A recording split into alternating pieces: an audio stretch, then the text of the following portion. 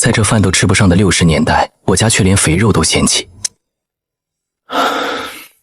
3天前，我还是一名王牌狙击手，意外坠机，我成了大兴安岭一个快被冻死的守山人。现在连饭都吃不上，一天饿9顿，但我丝毫不慌。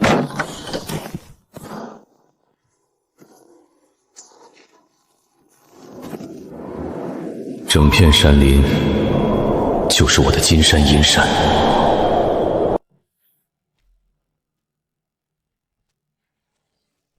此时，我扛着一只野鸡往家走，还没进门，就听见我姐的哭声：“你放开我！欠钱不还，你今天别想走！”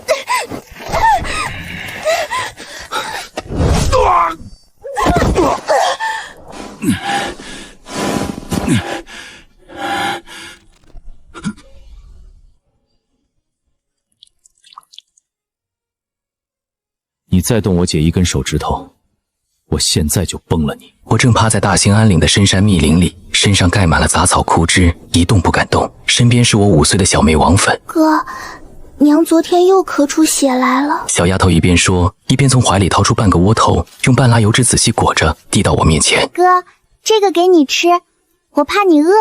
我愣住了，这是她从自己牙缝里省下来的。我深吸一口气，把窝头塞回她手里，刚要说什么，不远处的草丛里传来蟋蟋帅帅的声音。一只7、8斤重的大野鸡从草丛里钻了出来，羽毛明艳，在雪地里格外扎眼。小妹激动的眼睛都亮了，我却屏住呼吸，死死盯着那只野鸡。家里断粮了，母亲的中药也断了，今天能不能吃上饭，就看这一把了。野鸡一步步往陷阱方向走，就在它要踩中活套的时候，咔嚓，一根树枝断了。野鸡受惊，扑腾着翅膀就要跑，我还没来得及冲出去，一道黑影从另一侧窜了出来，是一匹野狼，通体乌黑，双眼血红，张着大嘴直奔野鸡而去。可惜野鸡跑了，狼没追上，转过头盯上了我，它扑上来咬住我的左臂，我整个人摔进雪里，剧痛，但我没慌，右手摸向靴子里的匕首，拔出来。半分钟后，它不动了，我这才瘫软在地上，大口喘着气。哥，你没事吧？没事，走，快走！我把野狼捆在腰上，刚要走，余光瞥见草丛里有什么东西，扒开一看，是那只野鸡被活套缠住，已经吓死了。塞翁失马，今天不光有肉吃，还有皮子卖钱。扛着野狼，拎着野鸡，我一瘸一拐往家走，小妹跟在后头，短胳膊短腿扑棱着，生怕慢了半步。哥，咱娘要是看见了，肯定高兴坏了。对，晚上给你炖鸡汤。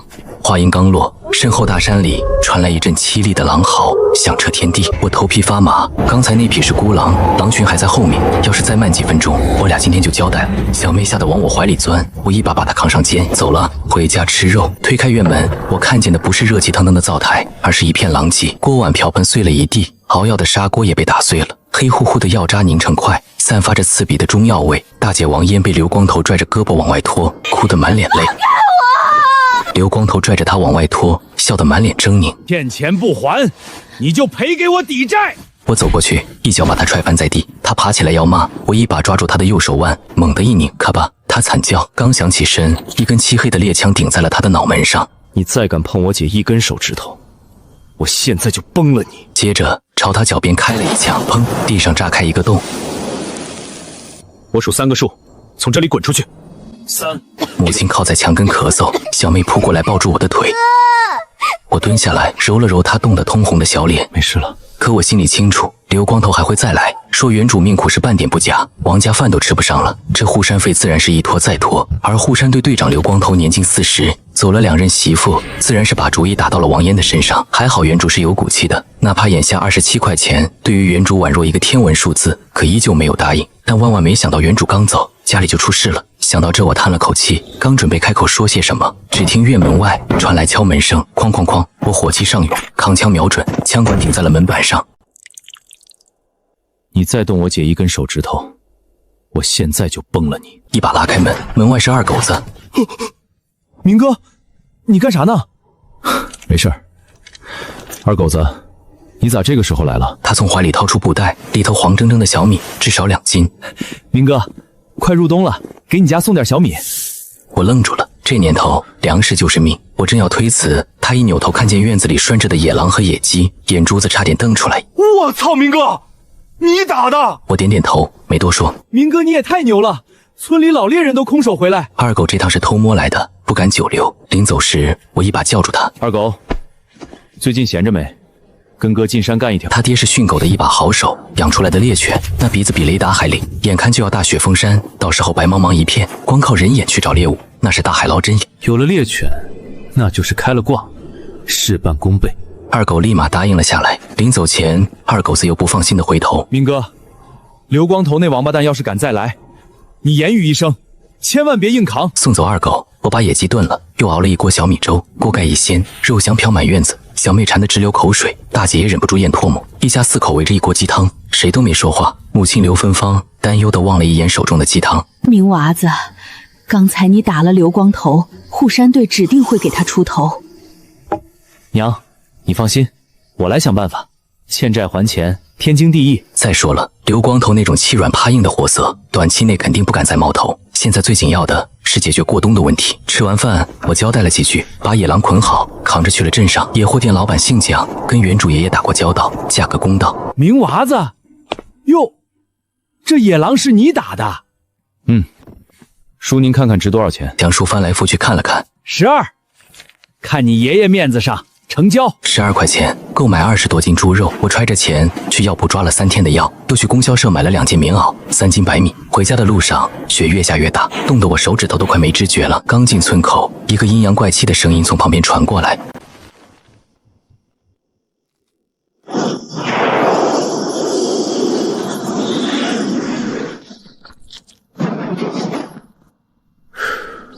哟，这不是明娃子吗？这是从哪儿偷来的棉袄？”是我大伯母杨翠，旁边站着他儿子王大毛，贼眉鼠眼，嘴里嗑着瓜子。废物堂弟，能力见长啊，还能弄棉袄穿？我没说话，走到王大毛跟前，伸手掐住他的脖子，直接顶在了树上。王大毛脸涨成猪肝色，手脚乱扑腾。杨翠吓傻了，愣了好几秒才开始嚎：“来人呐！王明要杀人了！”街坊四邻跑出来看热闹，村长闺女柳岩站出来说：“我看见了，是他们先骂人的。”杨翠被我逼着道歉，我这才松了手。人群散了以后，柳岩叫住我：“王大毛说要去找护山队的人告状，你小心点儿。”我抖了抖肩上的猎枪，有这玩意儿，你让他们来。回到家，我把新棉袄分给大姐和小妹，小妹高兴坏了，抱着新衣服不撒手。母亲咳得更厉害了，我让大姐赶紧熬药。第二天，我去了二狗子家，他爹胡有斌养了3条猎犬，条条都是好狗。我们俩带着狗进了山。二狗问我入冬的物资准备咋样了？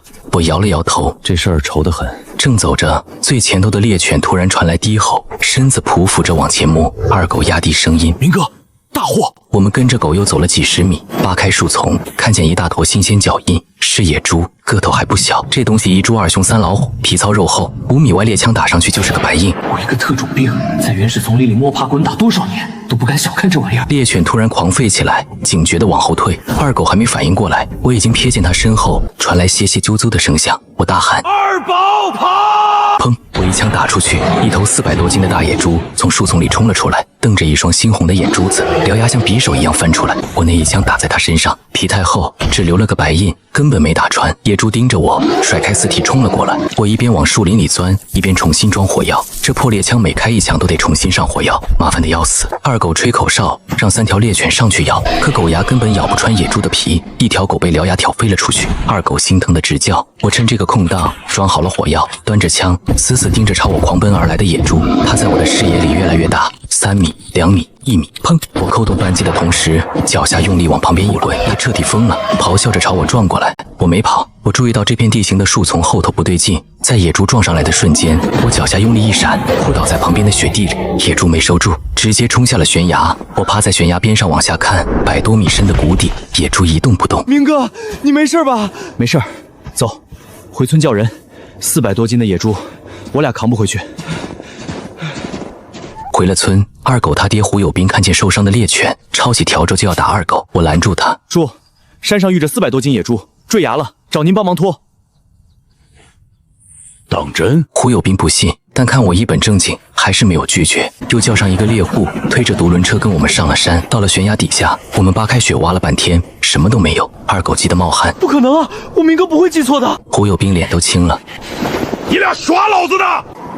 叔，这边有拖行的痕迹。果然，雪地上有一道带血的拖痕，一直往村子的方向延伸。胡有斌骂了一句，推着独轮车就追。追了半天，前头终于出现几道背影，还有那头野猪。二狗一眼认出来，刘光头，你给爷爷站住！刘光头身边带着5、6个护山队的人，累得直喘气。刘大壮叉着腰说：“二狗，这是我们打的猪。”你撒谎！这是我和明哥打到的。你说是你们打的，就是你们打的。谁不知道王明是出了名的怂虫？我没说话，端起猎枪，直接对准刘光头上膛。你不是要证据吗？我现在给你一枪，比对比对你和这头野猪身上的子弹，就知道是谁打的了。别冲动，不能开枪！我挣扎了一下，缓缓放下枪。刘光头又得意起来：“你就是个怂货，活该你穷一辈子！”他把枪一扔，绕到他们前面。野猪是我打的，不想死的给我放下！一个护山队队员卷着袖子冲上来，我一拳把他打翻在地，又上来一个，一拳撂倒。不到1分钟，6个人全躺在地上哀嚎。把野猪留下，滚！他哆嗦着说。好，我给。我松开手，他连滚带爬推到一边，咬着牙喊：“王明，你给我等着！这笔账迟早跟你算。”我们推着野猪回了家。小妹看见野猪，惊得直叫：“天哪，哥，这是野猪吗？怎么这么大？”大姐烧了热水，胡有斌动手肢解，400多斤的野猪码了整整一桌子。明娃子，这野猪是你打的，这半拉我没动，你拿去卖钱。叔，这可使不得，要不是你们，我一个人哪能弄回来？推了半天拗不过他们，我只好收下。肉刚分完，大门被重重敲响。我去开门，是村长刘有为，身后跟着刘光头一行人。刘有为透过门缝看见满院子的肉块，皱了皱眉：“村长，你看，就是这头野猪，是他们抢了我们护山队的货。”对，村长，您一定要给我们做主啊！明娃子，你说说吧。我深吸一口气。二狗站了出来：“村长，我亲眼所见，野猪是明哥打的，我家狗就是这野猪抓伤的。”哼，你一个手脚不干净的人说的话也能信？村长，他们一伙的。那我呢？我也能作证，野猪就是明娃子打的。胡有斌向前一步，眼神坚定。他一辈子在村里训狗打猎，威望摆在那。村长心里多了几分考量，但还是无奈。你们都说野猪是自己的，拿什么证明？刘光头眼珠子一转，抢着开口：“村长，野猪是我们赶到悬崖边摔死的，身上那些外伤就是证据。”村长点头，抬脚往院里走。明娃子，不介意我看看吧？我让开路，我当然不介意，正好让他们看看我留在野猪身上的证据。村长仔细查看伤口，身上确实有深浅不一的伤，但突然发现一颗金色的子弹头。刘光头跌坐在地上：“这野猪眼睛里怎么会有子弹头？”众人围上来，看到金色弹头后全震惊了。我冷笑：“这就是证据，你们可以挖出来跟我猎枪里的子弹做对比。这说不定是你刚才塞进去的。”不用找了，我看过，这伤口确实是猎枪造成的。你要是不服，可以比对子弹。不过我劝你别自取其辱。刘光头脸色涨红，还想解释。村长不耐烦地挥手：“行了，都别吵了，野猪就是明娃子打的，谁再敢胡说，别怪我不客气。”刘光头脸色难看，身后队员也不敢再多言。我转身挑了2块肥瘦相间的五花肉，用油纸包好。村长，这是我的一点心意。刘有为一愣：“好小子，心意我收下了，肉留着给你娘补身子吧。”天越来越冷，山上的野货也没多少了。刘光头脸色涨红，还想解释。村长不耐烦地挥手：“行了，都别吵了，野猪就是明娃子打的，谁再敢胡说，别怪我不客气。”刘光头脸色难看，身后队员也不敢再多言。我转身挑了2块肥瘦相间的五花肉，用油纸包好。村长，这是我的一点心意。刘有为一愣：“好小子，心意我收下了，肉留着给你娘补身子吧。”天越来越冷，山上的野货也没多少了，多一块肉，我们家人就能多活一天。原主跟村长并不熟签，没想到这样一个几乎没有交集的人，能如此体恤我们孤儿寡母。我压下酸涩，把肉往村长手里一塞：“村长，您别跟我客气，这次猪不小，够我娘补身子了，您就收下吧。”刘有为叹了口气，不再推辞：“罢了，明娃有这份心，他记下了。以后有事尽可能给你们行个方便。”刘光头等人再不舒服，也知道继续闹没好处，灰溜溜的跟着走了。直到人影消失，二狗拉住我：“明哥，我看刘光头眼神不善，你可得做好准备。”放心，我自有分寸。经过今天这一出，村里人以后也不敢再轻易欺负我们了。吃饱喝足，胡有斌起身告辞。我挑了几块肉硬塞给他，送到门口。王芬眨巴眼：“哥，你干啥去啊？”我把半拉猪抬上独轮车。这大家伙留着不安全，卖了换钱。很快，车停在了蒋叔家门外。蒋叔开门，现在才7点不到，天虽然黑得早，但蒋叔应该没睡。屋里唏嘘响了一阵，蒋叔披着棉袄出来，一看到我就笑了：“哟，明娃子。”又打着啥了？上次的狼让他狠赚一笔，现在他见我就双眼放光。我嘿嘿一笑，把车推到他面前。蒋叔，您看看，给定个价。蒋叔掀开白布定睛一看，好家伙，野猪，你小子行啊，少说得300-400斤吧。可惜是个半拉的，要整的就值老鼻子钱了。您老也知道我家里的情况，剩下那半拉得留着给我娘、我姐和我妹补身子。行了，这野猪我收了，80。这东西不像狼浑身是宝。现在也不是人人都吃得起肉，话是没错，但压价也是真的。我攥了攥拳，突然笑了。既然您为难，那我不卖了。眼看我重新盖上白布准备走，顿时急了：“哎，别走啊！你这孩子谈不拢再谈嘛！”蒋叔，你也看到了，我上次打狼，这次打野猪，我的狩猎本事就算数不上1、2，也算拔尖吧。您给个实数，将来我打的东西都拉您这儿，这笔买卖稳赚不赔，怎么样？蒋叔精明的眼珠子转了转，最终咬咬牙：120，不能再多了。成交！我笑笑，转身把那半拉猪扛了进来。蒋叔叹口气，回屋拿了一沓钱。120，你数数。我随手点了点，就揣进怀里。不用数，信得过您。蒋叔脸上这才浮现笑意。好小子，有魄力。天不早了，赶紧回去。好嘞。走在回家路上，我心情格外好。那把38大概再进一次山就能拿下了，比我预想的快多了。我加快脚步，没多久就到了家。本该睡着的王嫣听到门口的吱嘎声，是二弟吗？我一愣，我心里突然有点酸。这就是家人，明明让他们早点睡，结果一直等我到现在。是我。我轻声回答。王嫣和王粉对视一眼，看到我平安归来，两人明显松了口气。怎么样，卖了多少钱？王嫣接过车，急切地问。我笑着从怀里掏出一沓皱巴巴的票子，120，这么多。现在镇上职工1个月也只能拿20-30块，这半拉猪竟然卖出了他们5-6个月的工资。但这120不能乱花，得攒着给二弟娶媳妇儿用。王嫣笑着叹了口气，你今年也19了，该考虑娶媳妇儿了。咱娘虽然一直病着，但时不时念叨这事儿。现在有了钱，得先把这事儿办了。姐，这事儿不急，先把家里情况改善了再说。不行，得提上日程，这是咱娘的心窝事，你这事办不了咱娘。王嫣说着都有点哽咽，我眼神一致，知道拗不过她，只能沉默的点头。姐，都听你和娘的，以后这种话别说了。我知道娘身子骨不好，但只要我多打猎多卖钱，一定能治好她。第二天一早进了山，一脚深一脚浅的往前走，不知走了多久，突然看到前方不远处的白雪地上快速闪过一抹亮色，半蹲下身子慢慢靠近，很快看清了，竟然是一只油光水滑的野鸡，心里一喜，没想到这么顺利就碰到了猎物。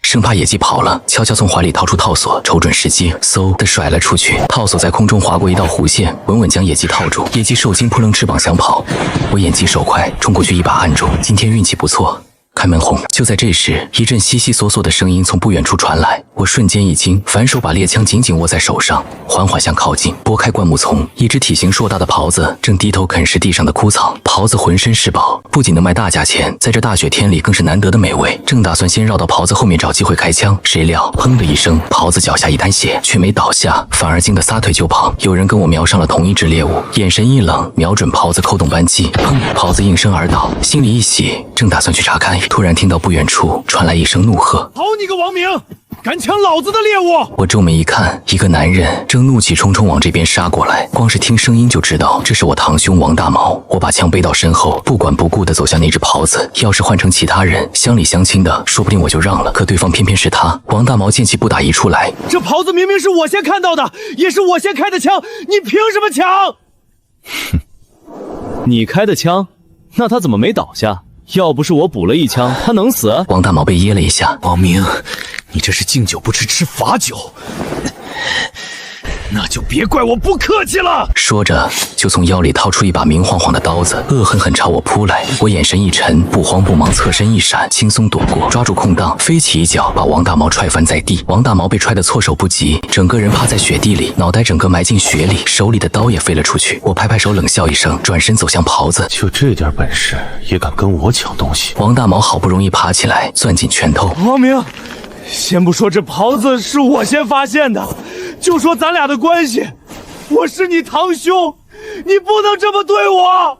此时，不远处突然传来一声厉喝：“谁在那？”我俩扭头看去，就见几个人站成一队，正快速向我们靠拢。来人正是刘光头和他的护山队，他们今天巡逻，老远就听到2声枪响，赶紧赶过来，正好看到这一幕。刘光头看着我和王大毛：“哟，这不是明娃子吗？怎么跟自家堂兄抢东西呢？”我没理会他的冷嘲热讽，只是眼神警惕地盯着他们。王大毛突然喊道：“刘叔，刘叔，你可得给我做主啊！王明这瘪犊子抢我猎物！”刘光头斜睨他一眼，不屑地哼了一声：“这只袍子归我，我给你们俩一人算10块，怎么样？”王大毛一听，顿时在心里把他骂了个遍。这袍子虽然不如野猪值钱，但这么大一只，少说也能卖40、50。不过王大毛可没胆量跟刘光头叫板，只能不甘不愿的点点头，期望的偷瞄了我几眼。现在村里都知道我跟他们不对付，他就希望我能站出来拒绝。我却是来理都没理他，只是眼神冰冷地看着刘光头。刘光头脸色一沉，指挥另外2个队员去抢袍子。王大毛被吓坏了，连忙低头不敢看刘光头阴狠的眼睛，暗自庆幸自己刚才没表现出半点不快。我一把托起猎枪，毫不犹豫地朝刘光头脚下开了一枪，砰！枪响吓得所有人一愣，尤其是那2个正打算去抢袍子的队员，更是吓得动弹不得。谁都没有料到我敢真的开枪。刘光头双腿发软，扑通一声跌坐在雪地上，就差1厘米。你还真敢开枪！王大毛更害怕，偷瞄了刘光头一眼，只见刘光头脸色铁青，浑身哆嗦，平时那双目中无人的眼睛此刻只剩下恐惧。他知道刘光头这次输了，输得彻底。这一刻，他突然有点庆幸。我似笑非笑地看着众人，目光最后落在刘光头身上。今天这只袍子我要定了，不服的尽管试试看。声音不大，但那语气让所有人心里一震。就在众人面面相觑的时候，我淡定收枪，转身一把拽起地上的袍子甩上肩，头也不回的大步往山下走。王大毛盯着我的背影，眼神复杂。刘光头气得浑身发抖，可2条腿到现在还是软的，根本站不起来。你们还愣着干什么？还不把我扶起来！几个队员心里瞧不起他，但面上不敢，赶紧上前扶起他。刘光头恶狠狠看向王大毛：“我警告你，今儿这事儿你要是敢往外说半个字儿，后果你懂的。”王大毛吓得缩了缩脖子，连连摇头：“不敢，这事儿我一定烂到肚子里。”扛着袍子，我心情大好，卖了这只袍子，不仅能还清家里的账，剩下的也足以让家里过个好年了。不过这袍子不能让大姐看到，否则我的3八大概可就没着落了。想到这，进村前我特意找了棵老树，把袍子小心埋到大树底下。我决定把野鸡送回去，就先把这只袍子卖掉，回来时顺便再买点粮食。做完这一切，我拎着装野鸡的背篓往家里走去。刚走到家门口，就听到里面传来欢声笑语，大姐和一个女孩子的声音。我推门前抬手扫了扫身上的雪花，一进门就看到大姐和柳岩正围坐在桌子旁纳鞋底。今天大姐特意烧了火炉，一进屋就暖乎乎的。大姐，我回来了。我们也没想到柳岩竟然来做客了。大姐看到我，眼里闪过一丝惊喜，偷偷看了一眼柳岩，顿时打趣道：“你还知道回来啊？这都什么时辰了？今天运气怎么样？”我嘿嘿一笑，把手里的背篓放到地上。今天手气不是很好，不过打了只野鸡，今天晚上可以喝鸡汤。大姐找了根绳子，把野鸡的脚脖子绑起来。严妹子，一会儿你回去的时候把这只家伙拎回去。这可使不得。柳岩一下子愣住了。今儿你给粉妹子带了这么好看的棉袄，俺可不能白拿你的东西。我张张嘴想说点什么，被大姐一个眼神瞪回去了，只能无奈叹口气。柳岩见大姐坚持，也不好再推辞，红着脸收下了。几人又围着火炉说了会儿话，有我在，柳岩多少有点不自在，便起身说家里还有活计，要回去了。大姐立刻起身：“明娃子，你送送严妹子。”我愣了愣，瞬间明白了大姐的心思。我们并肩走在雪地上，发出咯吱咯吱的声响，听上去竟让人有些心慌。柳岩低着头，小脸微红：“那个，我认识家，你不用送的。”我脚下不停，闷声回道：“天这么晚了，你一个女孩子回去不安全，我还是送你到家门口吧。”柳岩抬头，正好对上我的目光，脸一红，没有再拒绝。一路无话，我突然开口：“谢谢你给粉妹子买的花棉袄，她很喜欢。”自打我回去，小丫头脸上的笑意就没散过，看得出来她是真心喜欢那件花棉袄的。我买的棉袄也是选着厚的买，压根没管好看不好看。这方面我我是真感谢柳岩。柳岩笑了笑，抬手把头发别到耳后。没什么的。再说了，你昨天给了我爹一大块野猪肉，能换不少钱呢。比起那个，一个棉袄不算啥。我点点头，心里对柳岩又多了几分好感。眼看就快到了，柳岩停下脚步，有些不舍地转身看向我。我到了，你回去吧。我点点头，把背篓拎下来放到他脚边。家里还有背篓，你方便再送。说完转身就走，没有半点留恋。毕竟我能等，我的袍子可等不了。就在我经过大伯王宝国家的时候，大门突然被推开。辈子是造了什么孽，竟然嫁给你了你这么个没本事的！杨翠恨铁不成钢的声音不大，但清晰地传进我耳朵里。王保国尴尬地看着我，起身装着若无其事地拍了拍身上的雪花。明娃子，咋这么晚了还在外边？我愣了一下，送人回家。回答完转身要走，下一秒杨翠阴阳怪气的声音直接传进我耳朵里。你这孩子打了野猪也不分我家一点儿。我看着他这副嘴脸，只觉得好笑。孝敬，大伯母怕是搞错了吧？孝敬长辈也得长辈值得尊敬才行。我目光冰冷，毫不客气。我没记错的话，当初分家时大伯可说了，从此我们两家各不相干。怎么，这才过了多久，大伯妈这就忘完了？杨翠被怼得哑口无言，脸色瞬间铁青。以前的我就是个怂货，从来不敢这么硬气对人。正要继续开骂，王大毛嗑着瓜子就出来了。他是来看自己娘打自己爹的好戏的，没成想一出门就看到了我，顿时吓得双腿发软。看到他这反应，我笑了。别装了，我又不是来找你麻烦的。杨翠见状，顿时觉得面子挂不住。明娃子，你这是啥意思？还打算欺负人？我耸耸肩。大伯母这话说的，我可没那个闲工夫。杨翠却不肯放过我。我今儿还就非得把话清楚了。既然打到了野猪，就该给大家分分。要是不拿肉，你别怪我不念情分。我看着他这副蛮不讲理的样，只觉得好笑。我可以给你们分肉，那你们是不是也该帮着我平账？杨翠脸一黑，你家欠的账跟我们有什么关系？我就知道跟这些人讲道理是讲不通的，也懒得再浪费时间，冷哼一声抬脚就走。直到背后没了骂声，我才加速走到村口的老树下，三两下刨出袍子，趁着天黑直奔蒋叔的铺子。刚进门，蒋叔顿时来了精神。明娃子，你这是？我嘿嘿一笑，把背上的袍子直接往地上一放。蒋叔，我今天打到了一只袍鹿，您给看看。蒋叔眼睛一下子瞪圆了，这袍子的个头可不小。蒋叔，这袍子少说也有100多斤，能值不少钱吧？是啊，多少年没见过体型至于这么大的袍子了，而且这袍子浑身都是宝。听到这，我松了口气。蒋叔故作深沉。明娃子，这家伙叔收了，还给你上次那个价。我眉头微拧，看他这么痛快，想必还有得赚。蒋叔，我之前答应别人把这袍子给他了，人家给我出价150，您看着。果然，蒋叔一阵肉疼，思索再三，还是咬了咬牙。行吧，150就150，叔收了。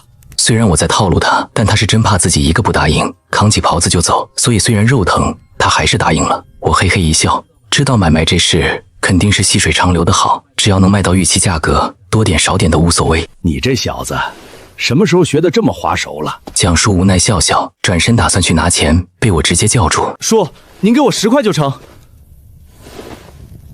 一听到这，蒋叔顿时明白过来，这小子是打算现在就拿走那个38大将，这样更好，省下100不说，那38大概一转手还能赚个差价。想到这，他利落地往里屋走，没多会儿就拽出了那个厚重的木匣子。再次看到这个匣子，我还是压不住心里的激动。有了这家伙，不管是防身还是打猎，都能轻松一大截。我深吸一口气，努力平复心情，伸手接过木匣子，打开匣子，乌黑的枪身躺在里面，当即掏出那把步枪，握着冰凉的枪管，心里涌上一股说不出的兴奋和踏实。不过子弹只剩2盒，怕是只够短时间用用。想到这，我抬头看向他。蒋叔，还有个事儿得麻烦您。看到我两眼放光，他一下就猜到了我的心思，拍了拍我肩膀。你放心，叔以后给你留意着，要是有这家伙的配号子弹，叔一定给你留着。哎，谢您了。跟他道了声别，转身就走。现在我身上还有10块钱，屏障没什么意义。我记得家里的大米、小米啥的又快见底了，此时供销社已经关门，我拿着这大家伙也不方便。我走在路上，心里想着明天的打算，不知不觉就到了家门口。推门进去，家里竟然还亮着灯，只是烟囱里的烟早就不见了。我心里清楚，大姐这是怕浪费，就为了省那点煤炭，我搂紧怀里的木匣子，眼神在黑夜里格外亮。有了这个大家伙，多进2趟山，日子很快就能好起来。扫了扫身上的寒气，迈步走进屋。屋里，大姐正就着昏暗的煤油灯缝补衣服。明娃子，你咋回来这么晚？路上出事儿了？村长家又不远，按理说我早该回来了，偏偏这么晚才到家。他一晚上都没踏实。没有，我是去借东西了。说着拍拍木匣子，一脸神秘。这是个啥？38大杠，打猎用的。我打开木匣子，掏出那把崭新的步枪。大姐顿时瞪大眼睛。你从哪儿借来的？要知道，普通猎户家能有把猎枪就不错了，谁家能有这么硬实的货？我嘿嘿一笑，故作神秘。秘密，等明天我去山上，先试试它的威力。那你也早点睡，明天姐还给你做好饭，你吃了好进山。姐，你别忙，明天我去镇上有点事办，不慌着进山。你不用起那么早给我做饭。王嫣皱眉还想再问，但我已经出了屋子，不得已，她只好把疑问咽回肚子里，叹口气熄了煤油灯。另一边，我出了屋子，直接去了柴房。不进山的时候，得把这大家伙藏好了，要是被村里嘴碎的人看到，免不了又是一堆麻烦。把38大盖小心塞到柴垛深处，又用干草细细盖好，这才扫扫身上的草屑，转身回屋。第二天天还没大亮，我随手抄了个窝窝头，揣上钱就出发了。今天时间紧，先去供销社置办点粮食，再去王郎中的妙手回春堂看看。一来该给我娘补药了，二来想看看能不能买到点治疗外伤的药。现在世道不太平，万一哪天打猎遇到危险，也好有个应对。当我赶到供销社时，里面就只有售货员。同志，来10斤大米，10斤小米。看到白花花的面粉时，我犹豫了一下，咬咬牙，还是要了3斤。不知道有多久了，家里还没吃过一顿饺子。现在趁着家里肉多，买点白面也好改善改善伙食。哪怕不吃饺子，吃一顿白面馍馍也是好的。一共3块2毛，我点了钱递过去，余光突然瞄到一个小东西，眼神一下子被勾住了。同志，这个多少钱？那是一个精致小巧的发卡，上面点缀着几朵淡粉色的小绒花，在灰暗的供销社里格外亮眼。这个发卡是刚到的新货，5毛一个。我捏紧了手里仅剩的零钱，踏出供销社的那一刻，收回了脚。钱没了可以再转，但粉妹子的笑脸错过了就很难再看到，所以我当即转身，直接让售货员把这2个包了起来。我深一脚浅一脚赶到家的时候，天已经大亮，家里的烟囱冒着袅袅炊烟，大姐已经在做饭了。我掂了掂背后的大袋子，姐，我回来了。二哥，你去哪儿啦？看到我背上的东西，顿时好奇的不行。我去供销社买了些吃食，还给咱娘拿了药。我笑着把袋子放到一边，伸手从里头掏出一个油纸包。我还特意买了点白面，今天咱们吃顿好的。二哥，你太好了，我要吃白面馍馍。去年我爹有幸打了一只狍子，那年过年我们吃了一顿白面馍馍，没想到小家伙一直惦记到现在。大姐听到动静也从厨房走出来，看到一旁的东西，眼里闪过一丝惊讶。你买了些啥？我嘿嘿一笑，露出里面的白面。大米、小米，还有3斤白面。今儿晚上还得麻烦大姐包顿饺子。大姐眼眶一下子就红了。自从爹走了以后，家里的日子就紧巴巴的，平时吃了上顿没下顿。上次我买了米，她舍不得放，但好像不太对。明娃子，你上次卖猪的钱不是都给我了吗？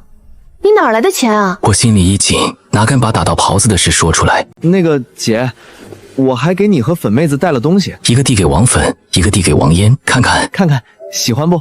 人家说是新货。小丫头看到发卡，眼睛一下子就亮了。二哥，这是什么？真好看。我笑了笑。发卡，二哥想着你的花袄子，就给你买了一个。姐，这是你的。明娃子，这东西你一会儿拿去退掉，姐不要。她眼睛里明明带着喜欢，但态度很坚决。燕妹子，你就别推辞了，这是明娃的一片心意，你和粉妹子每天为这个家操劳，他给你们买点东西也是应该的。话是这么说，可他心里清楚，他这个当娘的什么忙都帮不上，还一身毛病拖累孩子们。要不是他，孩子们的日子想必更好过。大姐张了张嘴，到底还是没能把拒绝的话说出口。她知道我的心意，也知道我这段时间为了这个家，连命都快豁出去了。正因为这样，她才舍不得乱花我拿命换来的钱。可眼下这情形，那姐就收下了，谢谢你，明娃子。看着这一幕，刘芬芳眼眶有点湿。大姐心思细，赶紧走过去搂住她的胳膊。娘，不想那些不开心的事了。我脚下一顿，转身出来。二狗，找我有事儿？我来是想问问你，下回啥时候进山？我和我爹想跟着你一块儿去碰碰运气。上次那头野猪可让胡有斌他们尝到了甜头，年前想再跟我进一趟山，说不定还能搞个大货。真打着了，也好过个好年。成，我准备一会儿就进山。你们今天要去的话，赶紧回去和叔收拾收拾。半个小时后，村口碰头。得嘞，我这就去。二狗转身就跑，慢一秒都是对野货的不尊重。刚刚是二狗吗？你咋不让人进来吃点饭？面前是香喷喷、浮着油花的猪肉炖粉条，碗里是黄澄澄的小米粥。我一边坐下，一边抄起窝窝头，灌了一口小米粥。他回去叫胡叔了，一会儿我们一块进山。大姐贴心的准备了好几个窝窝头，这是给二狗和胡叔他们准备的窝窝头，人家帮咱们不少，咱也不能太小气。对，姐说的对，是我想的不周到。快速吃完饭，拎起装了干粮和水壶的背篓，又翻出那把崭新的38大盖，这才往外走。没想到刚走到半路，就碰上了二狗和胡有斌。我已经提前10分钟出门了，这爷俩动作比我还快。二狗一见到我，立马兴奋地迎上来。明哥，我和俺爹都准备好了，咱们赶紧进山吧。我眼神一亮，率先往山里走。不过我心里又打起了别的算盘。我们一边往深处走，一边留意猎犬和四周的动静。20分钟后，在走到一处岔路口时，猎狗突然狂躁起来。我立刻停步，四下扫了一圈，转头看向二狗和胡叔。胡叔，恐怕前边有祸。我是这么想，咱们分2路走，我和二狗一路，您带着狗往另一边去，这样兴许能多搞点。行，那就分头行动。不过以什么为信号？他担心啊，万一分开碰上大祸，一个人可不好对付。我想了想，这样吧，胡叔，一旦遇到危险或者打到祸了，咱们就开3枪为照，另一头听到枪声就过来支援。要是没遇到祸，就在这儿集合。您看咋样？3枪意味着白搭3颗子弹，可在这种前不着村后不着店的雪林里，这3颗子弹花得值。万一运气好碰上大家伙，一个就能换回来好几盒。成，那就这么说定了。你们俩注意安全。二狗，你跟紧明娃子，好好跟人家学学本事。明白了，爹，您都说一路了。二狗不知道他爹的心思，嘟囔一声，率先往左边岔路走去。我朝胡叔点点头，追着二狗就去了。两人顺着左边的岔路一路往深处走。我一边走一边警惕地盯着四周，好第一时间做出反应。突然，我察觉到什么，猛地停下。见二狗还没反应过来，一把拉着他趴到雪地上，然后递过去一个眼神。二狗心里一喜，顺着我的眼神往前一看，眼睛顿时瞪圆了。前方几百米外，几只梅花鹿正低着头啃雪层下的干草，身上的斑点在雪地里格外扎眼。好家伙，整整7只野生梅花鹿，这可是1年到头都见不着的大场面。我缓缓抬手朝他比划了一下，示意他不要轻举妄动，耐着性子等这群鹿吃的差不多了，放松警惕了，再动手。不知过了多久，二狗有点按不住了。明哥，咱们要不要现在动手？我摇头，做了个谨慎的手势。再等等，时间1分1秒的过。梅花鹿们从一开始的风吹草动就抬头张望，到现在已经完全放松了，低着头悠闲地吃草。时机差不多了，我深吸一口气，悄悄摸到38大盖的扳机，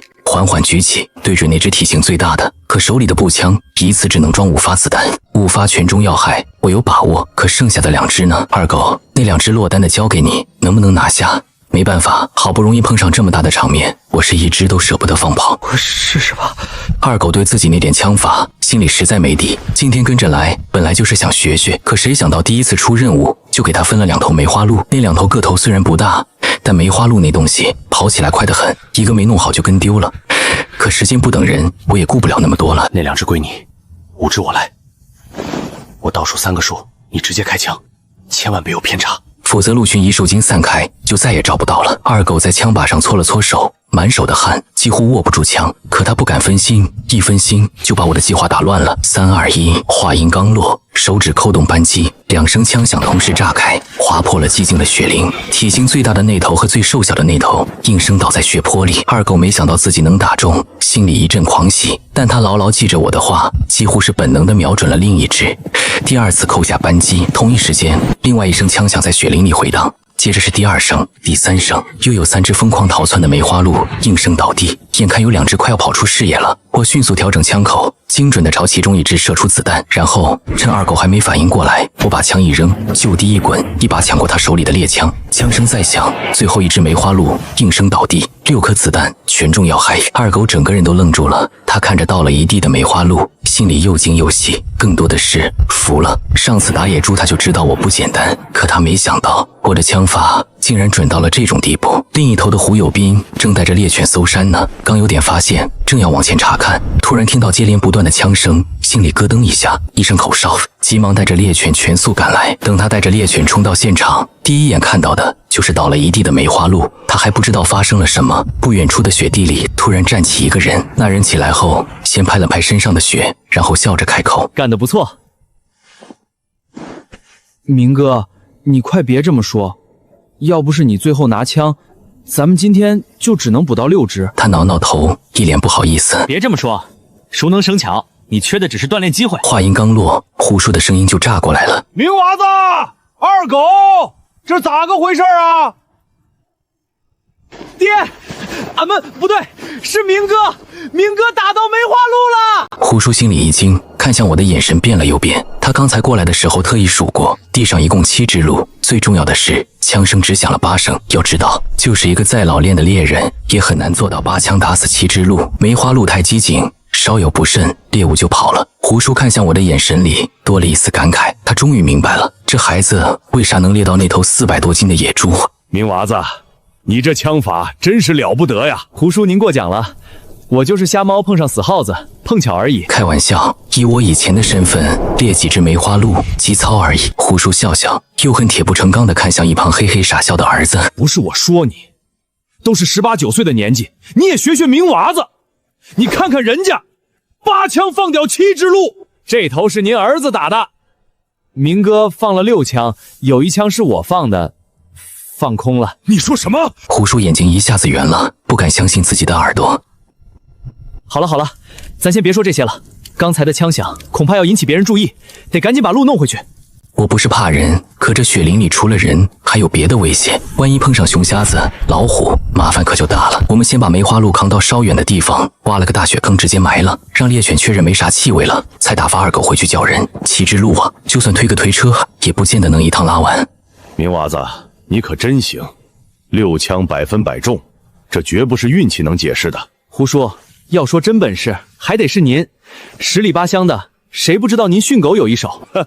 这倒是实话，我训狗的技术可是祖传的，这狗从它小时候就开始训练了，就算是我，轻易都不带它们出来。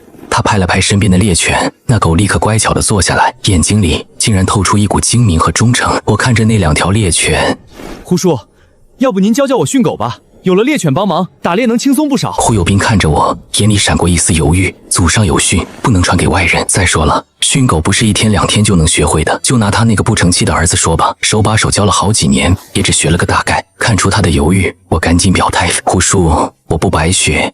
这样，以后但凡是我打到的猎物，全都分您一半，您看行不？他嘴角动了动，明显有点动心。毕竟岁数大了，就要失传了。另外，这年头能打到的也会有限，光靠他和二狗，指不定过年都要饿肚子。他深深看了我一眼，又看了看身边的猎犬。罢了，你这娃子投缘，我教你就是。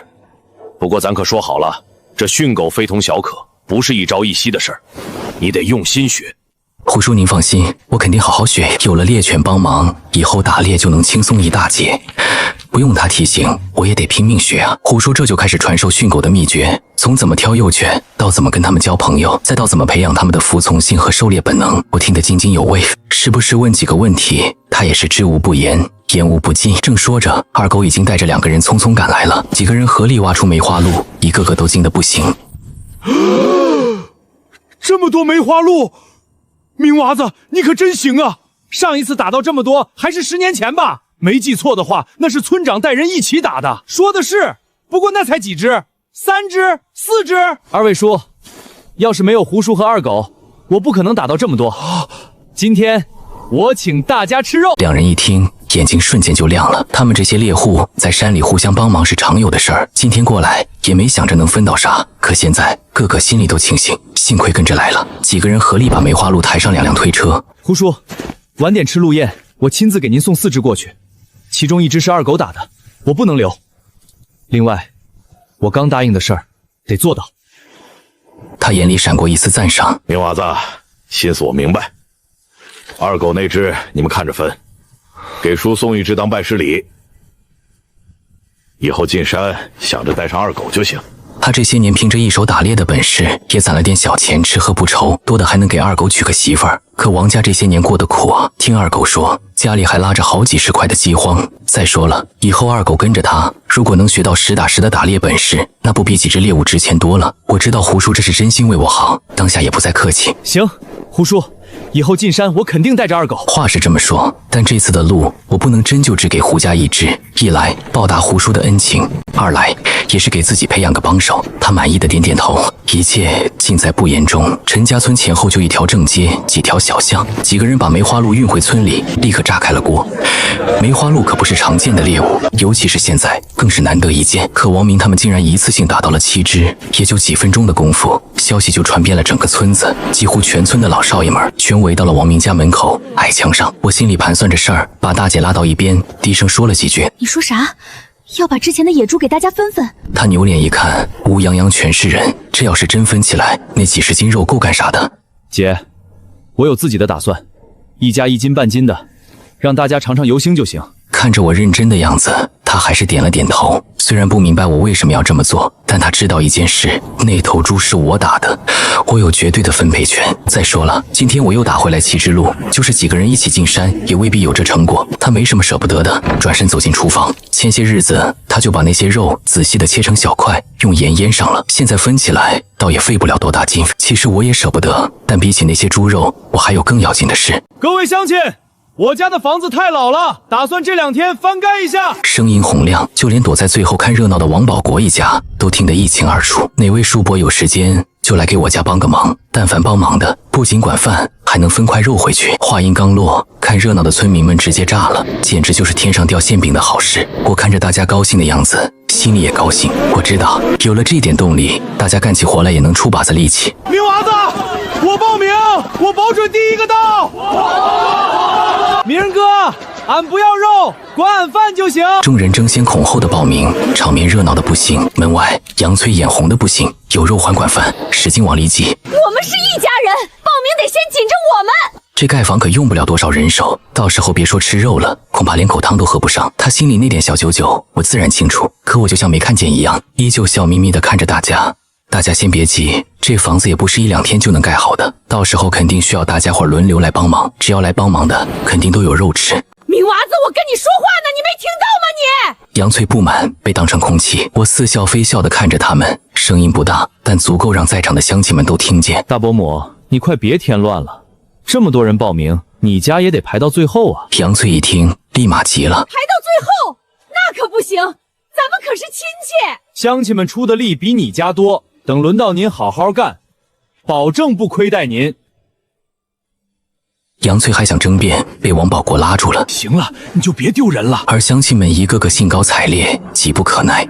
大姐也终于明白了我的心思，肉她已经分好了，手脚麻利的煮上米，准备好粉条，又切好白菜和肉片。灶台上2口大铁锅咕嘟咕嘟冒着热气，米香和猪肉炖粉条子的味儿直往鼻子里钻。今儿这顿饭保准让乡亲们吃了还想吃。另一头，我把老朴叔和李叔叫到一边，老朴叔、李叔2位也看到了，这时候恐怕不好吃鹿宴了。这样一会儿您2位留下来吃饭，晚点时候我给2位一人切1条鹿腿带回去，成不？老朴叔和李叔互相看了一眼，眼里全是惊喜。你小子真是够意思。行，那叔就不客气了，叔这就回去叫你婶子过来帮烟妹子一起做饭。别的你婶子不行，这做饭收拾啥的，她是一把好手。听完这话，我眼前一亮，刚才把这事给忘了。有了朴家婶子帮忙，大姐就能轻松一大截。就在这时，老妈拉着王粉的小手穿过人群走了进来，一看到这么多人，顿时慌了。明娃，咋回事啊？没啥事儿，我打算翻拜房子，正跟大家伙商量，看看谁有时间来帮忙。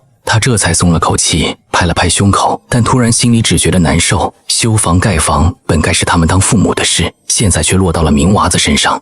二哥，咱家房子翻新了，我是不是就能有新房间了？我刮了刮他的小鼻子。对，到时候给粉妹儿收拾一间最漂亮的房间。太好啦，我要有新房子喽！我看着小家伙兴奋的样子，脸上的笑意更浓了。很快吃饱喝足后，乡亲们没有立刻散去，婶子大娘们帮着王嫣收拾碗筷，打扫院子，叔叔伯伯们则围在我身边，一起商量着我的打算和对新房的要求。商量的差不多了，我和众人敲定了拆改的大概时间，乡亲们这才放心离开。明娃子，翻盖房子咱真管饭送肉。他刚才大概算了算，光这一顿就用掉了5、6斤肉，等房子真盖下来，怕是180斤肉都不够。我郑重的点了点头。当然，要没乡亲接济，咱早熬不住了，就当回馈大家。再说乡亲不白吃，你看看这院子，大姐顺着我的视线看过去，原本乱糟糟的院子被打扫得干干净净，就连平日里他们顾不上劈的柴也都被乡亲们劈好了，码得整整齐齐堆在院子一角。还有我今天打回来的鹿，全被处理得妥妥当当。到这时候，他才真正明白了我的用意。乡亲们都是实诚人，他们知道感恩，我对他们好，他们自然会全心全意对王家好。随后我转身去拎了2只膘肥体壮的鹿，又包了2条后腿，先去了二狗家。看到我身后的板车，胡叔明显愣了一下。你这是？胡叔，一头是二狗打的，一头是咱们先前说好的。您让二狗拉进去，我不跟您多说了。啊，还得去老仆叔和李叔家一趟。我直接把剥了皮的鹿扛到二狗家院子里，指了指板车上的鹿腿，说完也不客套，转身推着板车就走。今天任务重，送完这些，得抓紧趁着天还没黑去趟镇上。一来把今天打到的猎物拉到蒋叔那儿换钱，二来得去跑跑建材市场，看看有没有合适的材料。实在不行，这2天还得进山搞一根房梁。胡叔叹口气，看着我消失的方向一阵感慨。这一刻，他坚信自己没有看错人。以后二狗跟着混，一定差不了。我把鹿腿和鹿血分别送到老朴叔和李叔家的时候，2个人的震惊程度一点不比胡叔小。鹿肉珍贵，鹿血更是大补之物，这手笔简直比村长还大方。哎呀，这怎么好意思呢？见推不过，才收下了，心里暗暗发誓，等盖房子的时候一定多出点力。送完东西，我一刻没耽误，直接推着车回家，拉上剩下的直奔镇上。到了镇上，我先去了蒋叔的铺子。蒋叔一看到鹿肉、鹿皮，眼睛当时就亮了。蒋叔，您看着给价，说好了，价格合适，我就认准您这儿。我表面笑嘻嘻，实际在敲打他。蒋叔闪过一丝无奈，这小子鬼机灵的，成，蒋叔就少赚点儿，就图跟你做长久生意。说完转身拿出一个大杆秤，我愣了一下，有点纳闷。我知道蒋叔这是要过秤，可之前基本都是一口价，这又是什么说道？蒋叔不愧是干这行年头长了，一看我的眼神就知道我在想啥，嘿嘿一笑，一边把鹿吊到秤钩上，一边解释：这鹿肉不比别的能论到斤秤上，再者鹿的年龄、肉质部位各有不同，称完我还得好好给你分分，这样你能多赚点，我卖起来价格也公道。一个鹿竟然还有这么多门道，我感激的点了点头。蒋叔哈哈一笑：行了，跟蒋叔还客气啥？以后只要是你的货，蒋叔一定给你按高价收。你等着，蒋叔去给你拿钱，共620。明娃子，这一趟你可不少赚啊！他转身回了屋，从土炕底下抽出一个砖块，从里头掏出一个不起眼的灰布包，一层一层翻开，最后一点竟然差了200。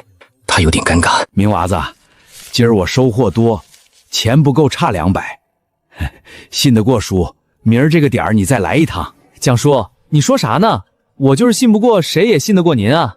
哈哈，那成，明儿个这个点儿你过来，叔把剩下的给你。我接过钱，为了安全，我还是细心的把钱分成了3份，一份塞进鞋底，一份塞进棉袄的内兜，另一份揣进袖口。告别蒋叔后，急匆匆去了建材市场，转了一大圈，终于选定了红砖和青砖做外墙，还有做门窗用的木料、玻璃、水泥、沙子。材料选定，交了定金和地址。经过镇上的小集市时，又买了20斤大米、20斤小米。临走前还看到了卖糖葫芦和卖糖炒栗子的，想着王粉这丫头还从来没吃过这些东西，干脆买了2串糖葫芦，又买了1包糖炒栗子，这才心满意足的回家。当我大包小裹进了院子时，却发现王粉不在。大姐说去三伯母家送粉条了，我眉头一皱，心里不踏实，把糖葫芦和糖炒栗子一股脑塞到大姐怀里，转身就出了门。同一时间，王粉正拎着竹篮往三伯母家走，迎面碰上了刘光头。哟，这不是粉妹子吗？手里拿的啥好吃的？给姐夫尝尝。一边说一边伸手就要抢，王粉吓得小脸一白，不要脸！你才不是我姐夫！刘光头被骂也不生气，张开双臂就要去抢竹篮。王粉妹子吓得大叫，抱着篮子就往回跑，但没跑多远就被刘光头追上了。刘光头一把抓住他的小胳膊，我看你今天往哪儿跑！很快引来了不少围观的乡亲。刘光头，你这是干什么？欺负一个孩子算什么本事？刘光头仗着护山队队长的身份横行乡里，他们早就看不顺眼了，现在他就一个人，压根没放眼里。刘光头一看这架势，心里有点发怵。突然不远处传来一声枪响，队长，我看你们谁敢动！干得好！拎着王粉就往他身后撤，众人脸色难看，没一个人敢动。我远远听到枪响，心里咯噔一下，一股不好的预感涌上来，来不及多想，连忙朝着枪响的方向跑。快跑到跟前才看清是刘光头和王二麻子。我深吸一口气，越是危急的时候越不能乱。我摸索了几颗大石子装进兜里，一边趴在雪地上，借着厚厚的雪层做掩护，一点点往前挪。刘光头听到了动静，正要回头查看，田娃突然开口：“刘叔，你这么做也太不地道了！你跟明娃娃有仇，找他就是，为难小丫头算什么？”为了吸引刘光头的注意，他是不顾死活喊出来的。我暗自松了口气，迅速从兜里摸出2颗石子。刘光头拧着眉，总觉得哪里不对劲。就在他狐疑的扭头往后看的瞬间，我瞄准时机，手腕猛地一抖，1颗石子瞬间飞出，啪！1颗石子精准地打在了王二麻子握枪的手腕上。哎呦！刘光头手一松，王粉嗖的一下挣脱，整个人扑倒在雪地里。可我这1个石子也把自己暴露了。王二麻子立刻把枪口转过来对准我：“王明，你想干什么？”我慢慢站起来，举起双手：“你们不是看我不顺眼吗？放了他，我跟你们走。”王二麻子眼珠子一转，正要答应，却被刘光头大喊一声打断：“不行！”他又要去抓王粉，乡亲们这回可不干了，一窝蜂冲过去，挡在了他前面。王粉妹子没事了，我松了口气。你们别激动啊，咱们都是乡亲，有什么说不开的呢？队长，要不要开枪？王二麻子激动的不行，手指头搭在扳机上，随时都可能扣下去。周围的乡亲们吓得大气都不敢喘。刘光头心里开始后悔，朝王二麻子腰上踹了一脚：“就他妈你话多！显着你了是不？”那天王二麻子家里有事，没跟着进山，他不知道山上发生了什么。可刘光头清楚，王二麻子压根不敢朝人开枪。一想到那天的事，刘光头皮都发紧。想到这，刘光头马上换了副嘴脸：“明娃子，都是误会。我刚才就是看着粉妹子亲，想问问家里的情况，真的，我一点别的心思都没有。”我挑了挑眉，眼里闪过一抹笑。刘光头不愧是护山队队长，别的本事没有，眼力见到是一流。众人你看看我，我看看你，满脸不敢信。刘光头在村里横行这么多年，连村长都不放在眼里。既然刘叔这么说，我就信你一次。粉妹子年纪小，以后还是离她远点好。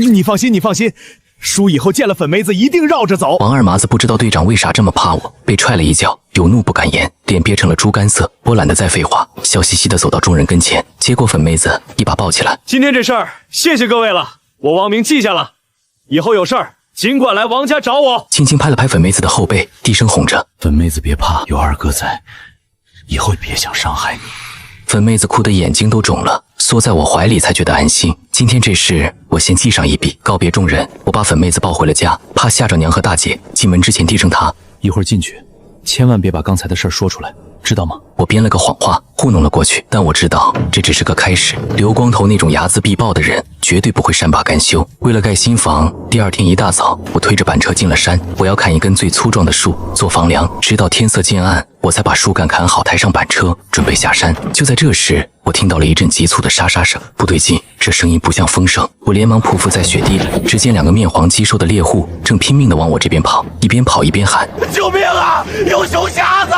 我心里一惊，这大冷天的，熊瞎子不应该冬眠了吗？那2个猎户看到我，以为我也是同路人，拉着我就要跑。就在这时，一声震耳欲聋的咆哮声传来，借着微弱的月光，我看到一个巨大的黑影，那是一头2人高的巨型黑熊，它的眼睛在夜里闪烁着幽幽的光，直直地朝我们冲了过来。那2个猎户吓得腿都软了，直接瘫在地上。我举起38大盖，对着黑熊的方向就是一枪，赶紧跑呀！枪声在山谷里回荡，黑熊吃痛，变得更加狂暴，直直地朝我扑来。我知道我不能跑，一旦我跑了，这2个猎户就危险了。这头熊也会顺着我的脚印找到村子。为了村子的安全，今天必须把它引开。千钧一发之际，我看到前方不远处有一个陡峭的山坡，立刻改变方向，朝山坡狂奔而去。黑熊虽然凶猛，但体型庞大，行动却不灵活。我转身往山坡上跑，利用地形和黑熊周旋。黑熊体型庞大，爬坡慢，我停下脚步，回头望去，黑熊在山脚下咆哮不止，却始终无法上来。我松了口气，瘫坐在地上。这时我才发现右腿被划开了一道大口子，我简单包扎了一下，正准备离开，突然身后传来一阵悉悉索索的声音。回头一看，顿时倒吸一口凉气，那是一头瘦骨嶙峋的灰狼，嘴里还叼着一只刚出生的狼崽子，它的双眼在夜色中闪烁着幽绿阴森的光芒。这下麻烦了，刚解决完一个，又来了一个，不敢大意，牢牢握着手里的38大盖，瞄准那头灰狼，只要它一动，我就立马开枪。就在这时，耳边突然传来一阵微弱的狼嚎，那头狼崽子缩在雪地里瑟瑟发抖，一双水汪汪的大眼睛无比可怜。犹豫一下，我做出了让步，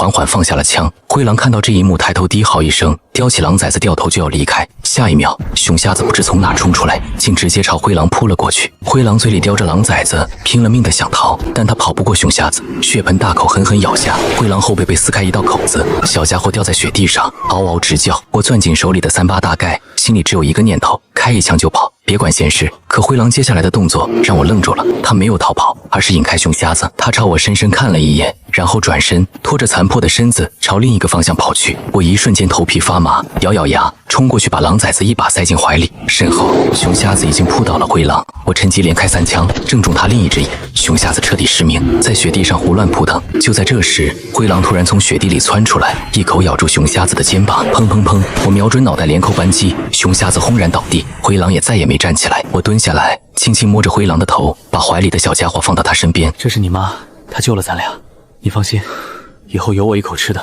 就少不了你。我把狼崽子重新塞进怀里，一瘸一拐地推着板车下山。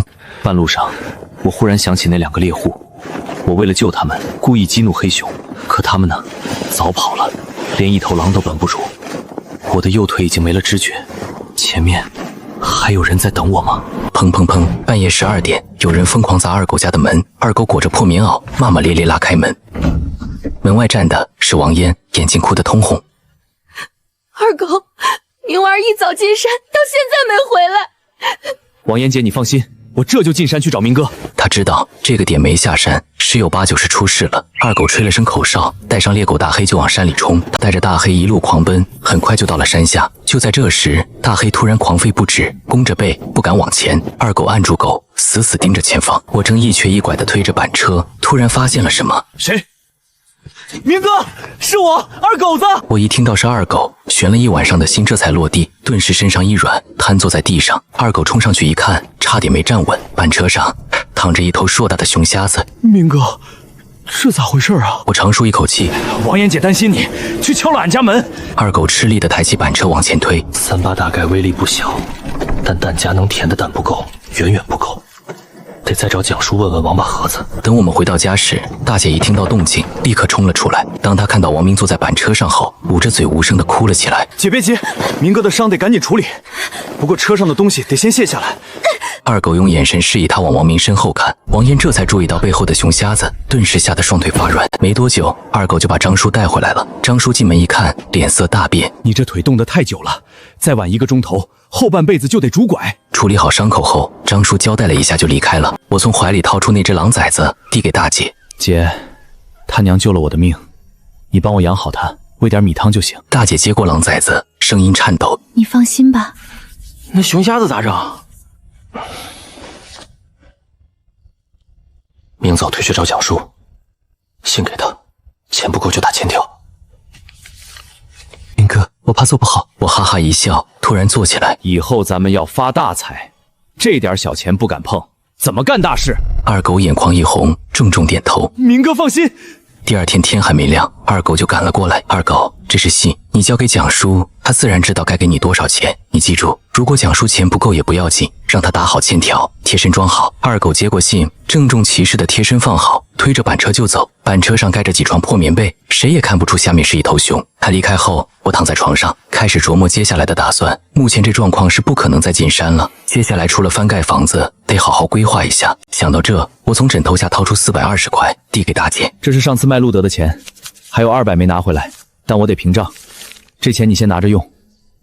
我这腿暂时进不了山，以后给咱娘拿药的事儿就得你去了。”大姐这辈子都没见过这么多钱，顿时瞪大了眼，颤抖着手接过钱，小心翼翼地将钱揣进怀里。就在这时，外头传来了二狗的喊声：“明哥，明哥，我回来了！”说着，他掀开帘子就莽了进来，从怀里掏出一个布包，往我床上一放：“明哥，蒋叔看了你的信，直接给定了1600，还有上次欠的路钱200，一共1800。”二狗说这话的时候，眼睛都在冒光。在这个人均月收入20-30块的年头，够一个普通家庭干5-6年的。可我知道，这只是开始。明哥，蒋叔还说了，以后再有这样的好货，他全收。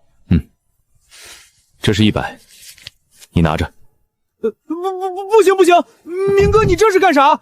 这是你的钱。还记得你打的那头小鹿吗？按理说，我只需要给他70就好。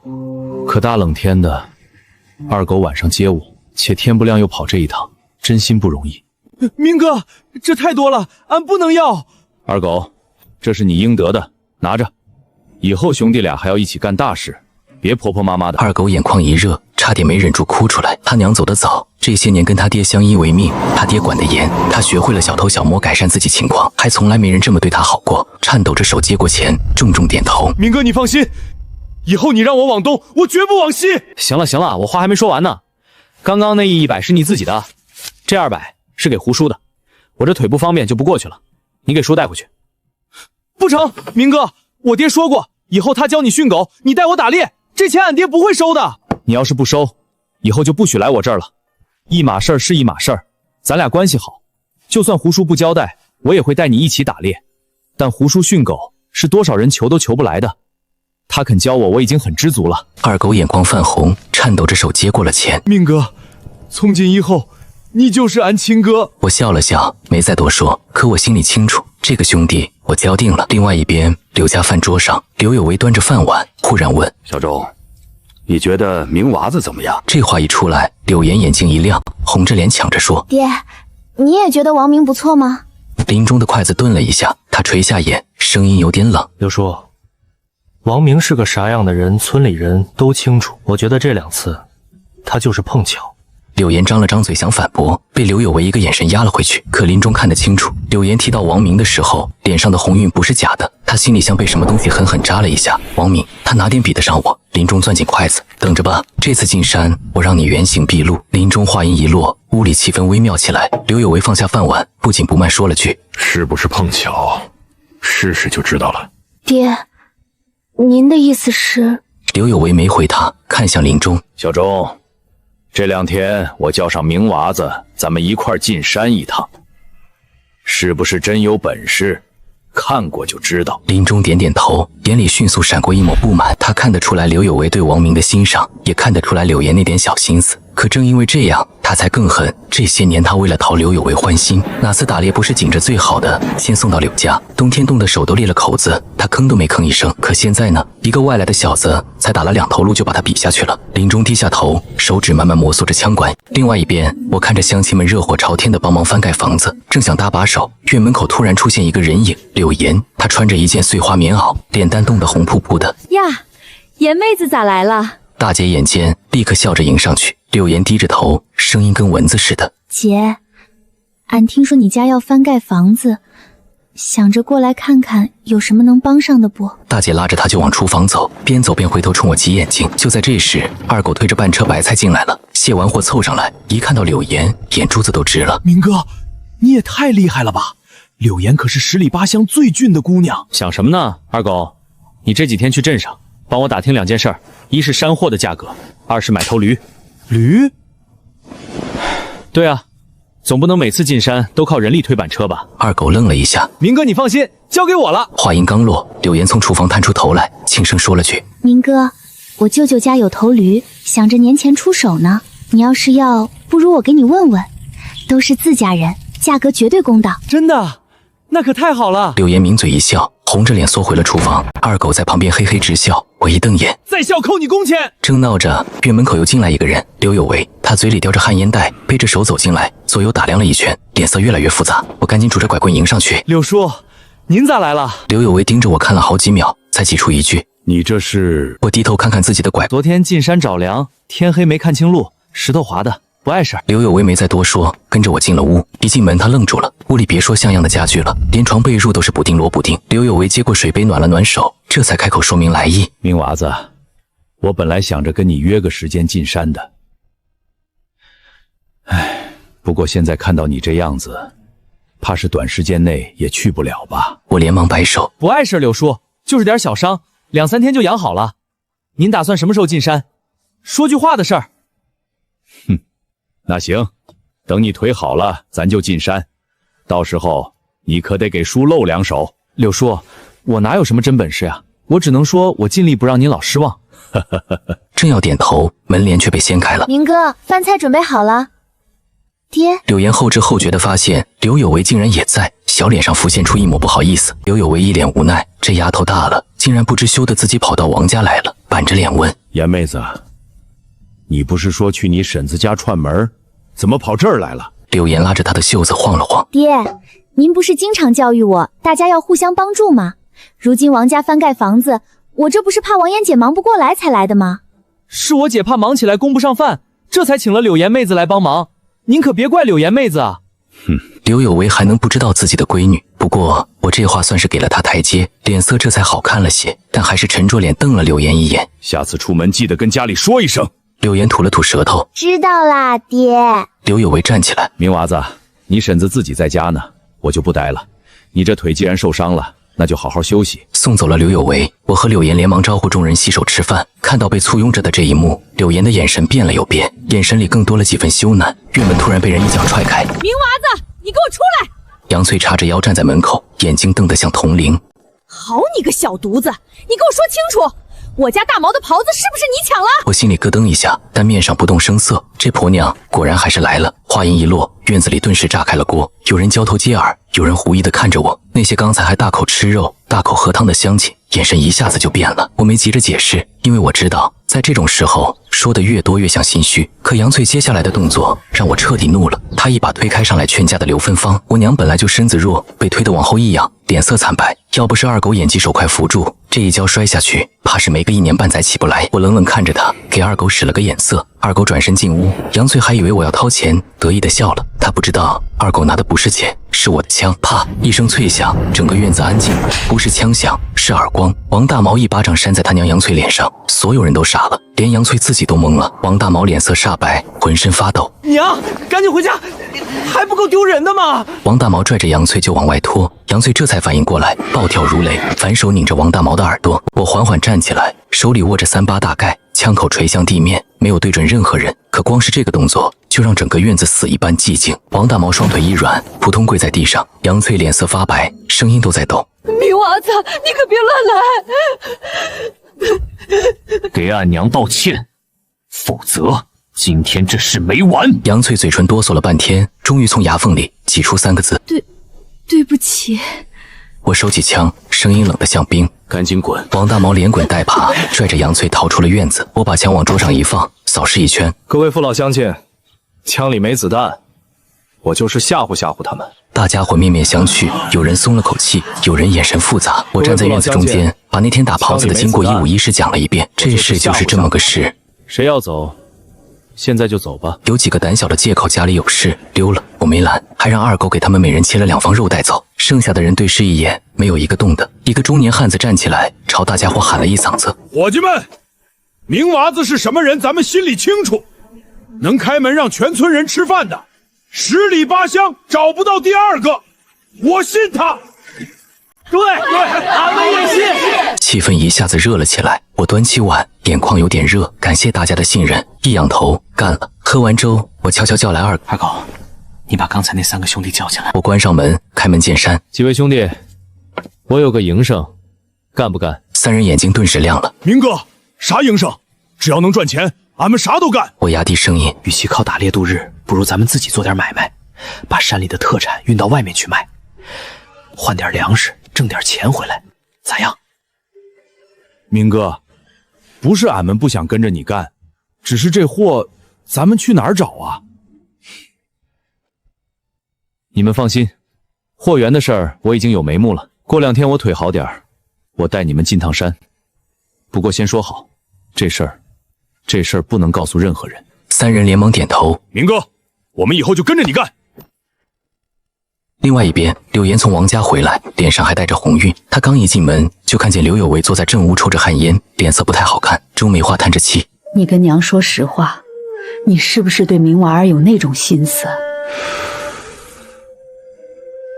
柳岩低下头，手指绞着衣角，脸更红了。我不知道。刘有为一拍桌子：“你还不知道？”门外，林中攥着2只野兔，脸色铁青。他本来是来给柳岩送野味的，没想到听到了这番话，转身回家，把野兔往院子里一扔。林母见状：“咋了？谁惹你了？”林中黑着脸把事情说了一遍。林母冷笑一声：“不就是个小丫头片子吗？让她乖乖嫁给你，不难。”王明，等着吧，严妹子只能是我的。第2天一早，院子里就传来刘树忠的声音：“明哥，我是刘树忠，你在家吗？”“在，快进来。”刘树忠穿着一件没有补丁的衣服，搓着手进来。明哥，我跟铁军他们商量好了，今儿就去隔壁村看粮。这是50块，收粮的本钱，拿着。他眼珠子差点瞪出来，活了快20年，头一次见这么多钱。记住我跟你说的话，公平公正。要是遇上难缠的，别硬来，回来跟我说。明哥，你放心，俺们保准给你办得漂漂亮亮的。等等，帮我跑一趟，请王郎中来家里。我娘昨天被杨翠推了一把，身子不太舒服。明哥，你放心，我这就去。另外一边，柳岩早早吃过饭，就说要去大舅家一趟。刘有为只好叮嘱道：“那你让你娘跟着点，早点回来。”不用了，爹，我脚程快，晌午就能赶回来。柳岩一路小跑，很快就到了村口，正要往山下走，却看到林中的娘刘荷花迎面走了过来。看到柳岩，刘荷花眼睛一亮：“严妹子，你这是要去哪儿啊？”“是婶子啊，我去大舅家。”“你一个人啊？”“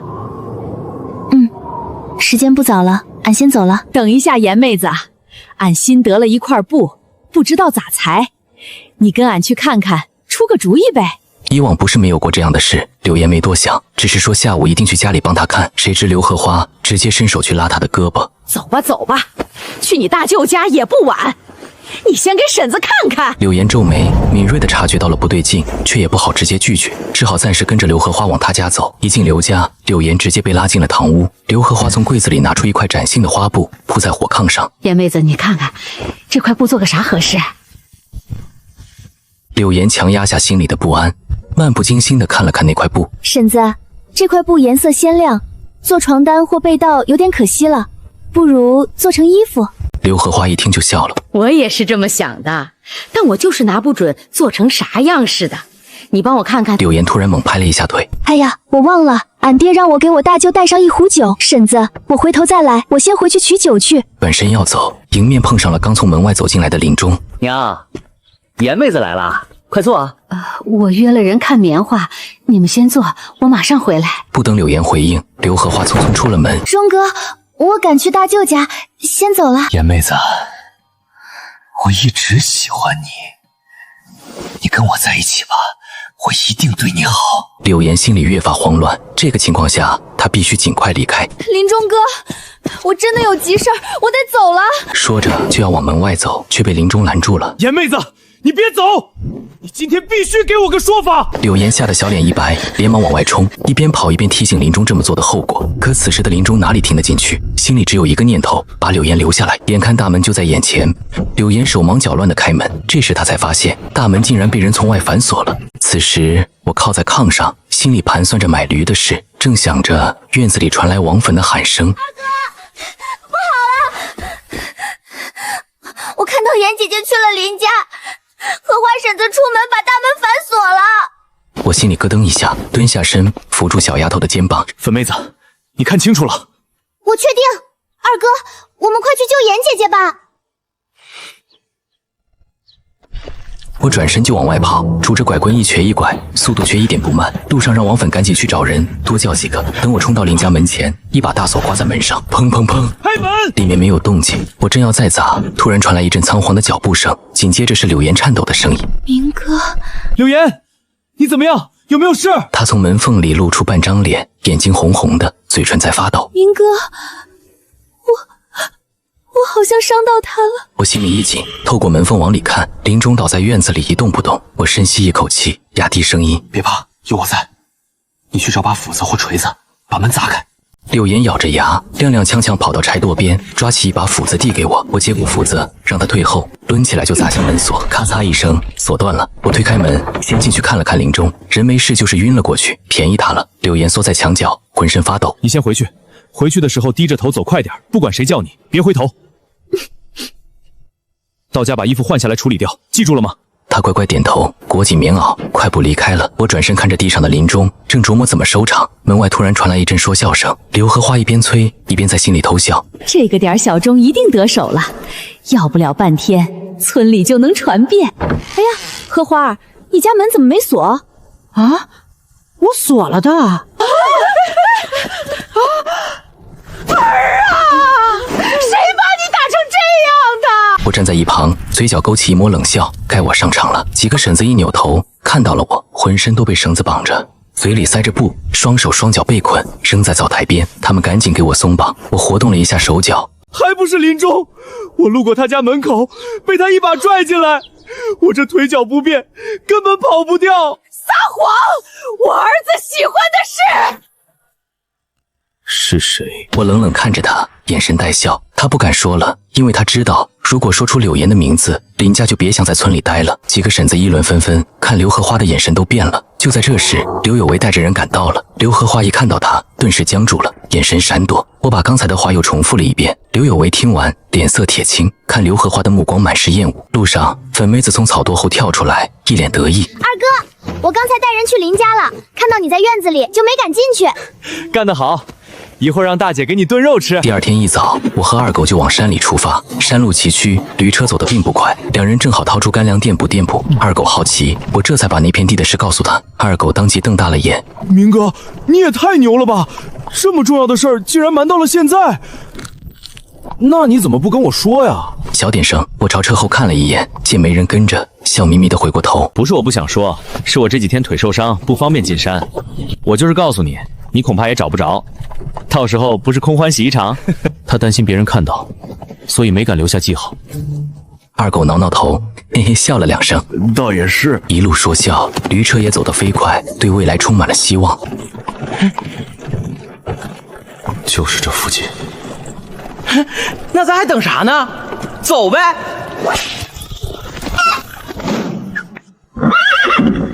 明哥，咋了？有情况？动静不大，应该不是什么大祸，听起来像是野鸡之类的小东西。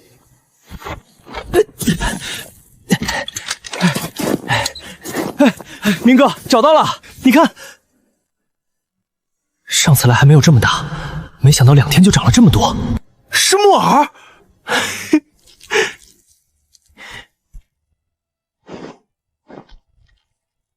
二狗，小心点，别把根给拔断了。这些木耳还能再长呢。